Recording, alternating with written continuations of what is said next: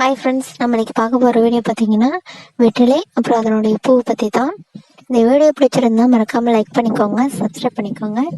வெற்றிலை பார்த்தீங்கன்னா நம்ம வந்து ஈஸியாக ஒரு இடத்துலேருந்து இன்னொரு இடத்துக்கு ஈஸியாக வளர்க்கலாம். அதனுடைய வெற்றிலையோடைய கொடியில் பார்த்தீங்கன்னா ஒரு கணுக்கு வந்து வேர் விட ஆரம்பிச்சிருக்கோம்.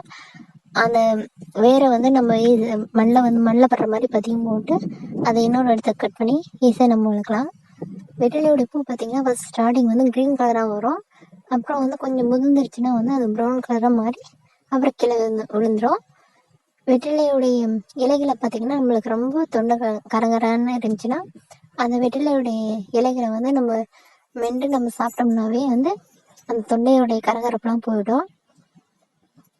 குழந்தைங்களுக்கு வந்து ரொம்ப நெஞ்சு சளி இருக்கும். அந்த நெஞ்சு சளிக்கெலாம் வந்து நம்ம வெற்றிலையில் வந்து தேங்காய்யோ இல்லை விளக்கெண்ணையோ நல்லா அப்ளை பண்ணிவிட்டு அந்த விளக்கில் வந்து நம்ம கொஞ்சம் வாட்டி குழந்தைங்களோட நெஞ்சு மேலே போட்டோம்னா குழந்தைங்களோட நெஞ்சு சளி போயிடும்.